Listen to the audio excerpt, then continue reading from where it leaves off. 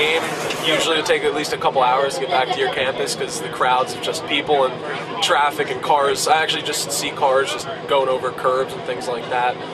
So the buses really aren't that efficient, I would say. I mean, but it's worth it if you're going to go to the game and you have a good time. So.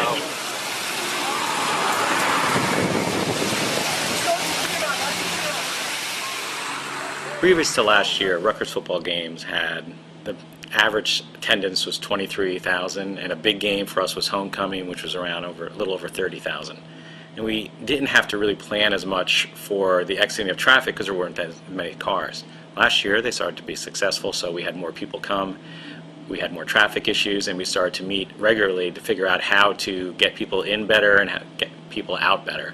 So this year is our first season where every single game is sold out, which has helped us in one aspect because it's a lot of repeat fans, where last year we had a lot of season people coming in buying only for one game, never been to Rutgers before, never understood where the parking lots were, how to get in, how to get out, where the stadium was. The hardest part is always leaving the stadium, especially when they win in dramatic fashion in the last minute. They can lose to They play like they did today. I think they weren't prepared for the success. I think that's what it was. I think they're not ready, and the whole thing is we've got to be successful consistently and have a crowd like this consistently. Definitely going from the rack to the stadium is a heck of a commute. We had to walk it last week, so it wasn't friendly. It wasn't a lot of fun. We were sore quite a bit.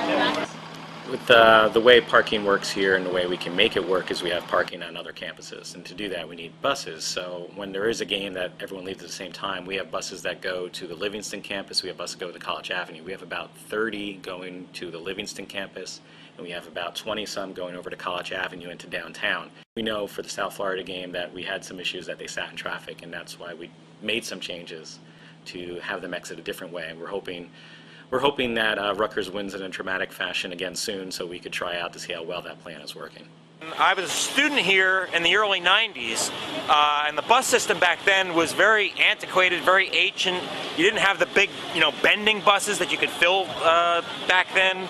I mean, when I was a student, half the games they played up at the Meadowlands, so it's really been nice to see the school spirit, and even on the bus, there's spirit on the bus. We were riding over here with some West Virginia fans, and all the Rutgers fans were just giving them the old 1-2, and that was just great just to see that spirit on the bus.